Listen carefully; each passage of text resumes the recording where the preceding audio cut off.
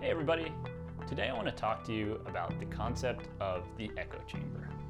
What is an echo chamber? An echo chamber is simply a structure that keeps us from being exposed to different kinds of views. So think of social media, right? We all tend to kind of cluster into little groups of like-minded people. And the concern is, among a lot of people, everyone from government officials to tech leaders, is that when we do this, when we choose to expose ourselves only to information that reinforces our pre-existing views, it can increase political polarization, right? We become more convinced that our way of thinking is the right way of thinking, the just way of thinking, the truthful way of thinking even. And not only do we not get exposed to counter arguments, but we might be following different stories altogether. And this is one of the prevailing narratives about social media and political polarization today. But it's one that turns out to be a little more complicated than you'd think. Today I'm going to tell you about some research done by our polarization lab that put this idea under the microscope. First, let's go back and think a little bit more about where this idea of echo chambers came from. Well, there's a very old idea in social psychology, which is that if people come into contact with each other, especially people who have been isolated from each other, say members of majority and minority groups or in-groups and out-groups, if they're kind of kept in isolation from each other, stereotypes tend to fester, right? Rumors can start. And the problem is when people don't come together and interact with each other, these stereotypes can go left unchallenged, right? And so the more you hear some bad thing about a group of people, and the more you don't have any evidence to the contrary, the more you come to accept that distorted view, right?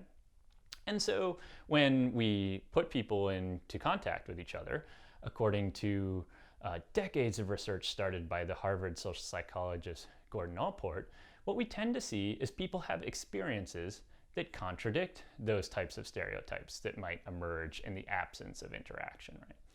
Now, Allport was very careful to specify a number of conditions that had to be met for intergroup contact to be successful. First, the contact had to occur under non-competitive conditions. It had to occur when people had equal status. And the intergroup contact effect, as it became known, was supposed to be strongest if the groups were made to cooperate with each other. So now let's turn the page to social media. Is social media the kind of place where we can have these types of genuine human contact that lead us to challenge our stereotypes about each other, right? This is the big question. This is the $60 million question. As we turn to the idea of echo chambers, though, these things that we think prevent us from having positive contact with each other, we realize that the story is actually a little bit more complicated. Sure, we could collect a lot of data about people, what kind of social media sites they follow, and what their views are. And then we could see probably some evidence that people who have, say, one set of views tend to look at one set of sites. The problem is, though, how will we know if social media is influencing our political views, or if our political views are influencing who we choose to follow on social media in the first place?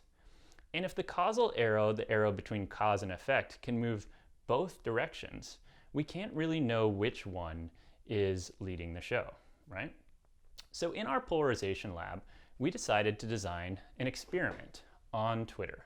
We wanted to know what would happen if you exposed people to opposing views, opposing political views, for a long time on Twitter. Would they eventually start to moderate their views, as so many government leaders, tech leaders, and academics believe? Or would there be no effect at all? So what we decided to do was recruit a very large group of Americans. We hired a survey firm to recruit about 1,200 Americans. About half of them were Republican, about half of them were Democrats. All of them used Twitter at least 3 times a week. And we did not study any independents. So these are only party ID'd Americans. Now, I should be careful to say that this is not the entire population, right? Many people don't use Twitter, and many people who use Twitter don't identify with either the Democratic or the Republican Party. Nevertheless, what we wanted to do was to try exposing Democrats to Republicans and Republicans to Democrats. Now, ideally, what we'd like to do is go out into the world and just convince a bunch of people to follow a bunch of people from the other side, right?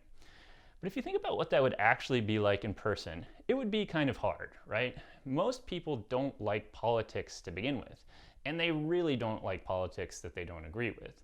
So how on earth could we convince them to do this?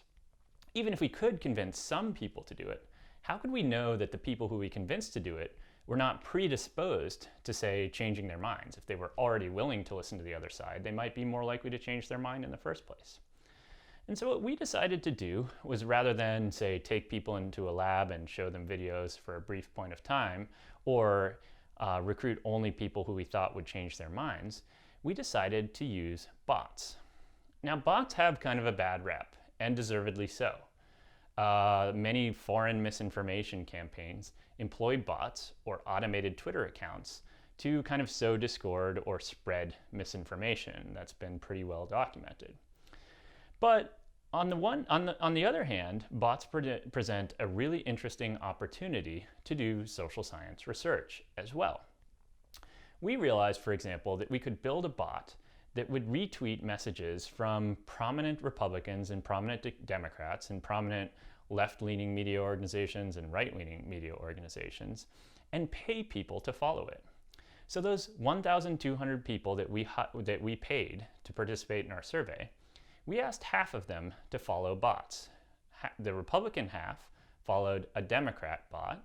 Each day it retweeted 24 messages from Democrats that were elected officials, pundits, opinion leaders, and also left-leaning media organizations and advocacy groups. And the Republicans similarly followed and the Democrats followed a Republican bot that did the same thing. So over 1 month, people were exposed gradually to these bots. We obtained their consent to have the bots expose them to information by asking them to follow the bots. We didn't tell them what the bots would retweet, but we gradually increased the number of political messages that people saw within their feeds. Now, even though this was a nice way of exposing people to messages from the opposing party, how could we know that people are going to pay attention? How would we know that they wouldn't just stop using Twitter for a month? In order to solve this problem, we decided to incentivize people to pay attention to our bots. We offered people additional money on top of the money we were already paying them to follow the bots if they could correctly answer questions about the content of the bots' tweets. So some of these questions were factual in nature. We would ask things like, what did the bot tweet about today? But some of them were simply designed to see whether people's eyeballs were passing over the tweets themselves. So each day, both of our bots retweeted a cute animal, and then we asked people at the end of the week whether they could identify the animal after having deleted it from the bot's account. So after 1 month, we were able to come up with a pretty good estimate of what happens when you follow a bot that exposes you to messaging from the other side for 1 month. Unfortunately, what we found did not come in line with the prevailing wisdom about echo chambers. Remember that taking people outside their echo chambers was supposed to make them more moderate. They were supposed to come to see two sides to every story or begin to empathize with the other side a little more. Instead, we saw no evidence of this. Neither Republicans nor Democrats became more moderate in terms of a liberal conservative measure that we developed by asking them to agree or disagree with 10 statements about social policy issues like climate change and racial discrimination and the economy. To the contrary, both Republicans and Democrats became more polarized after following the other side. Democrats became slightly more liberal, though this effect was not statistically significant, and Republicans became substantially more conservative after just 1 month of following our bots. So what does all this mean? Well, one idea is that when we're exposed to opposing views, it causes us to backfire. It forces us to kind of think of all the reasons we disagree with the message we're exposed to, and in the end, we're left with more reasons to disagree with the information than we might have had we not been exposed to it all. This is kind of a theory of counter-arguing, or sometimes motivated reasoning, which means we simply tend to look for information in our environment that reinforces our pre-existing view. But to look at this kind of stuff, we'd really need to put people in an fMRI machine or do much more detailed study. And the real answer is, we just didn't know.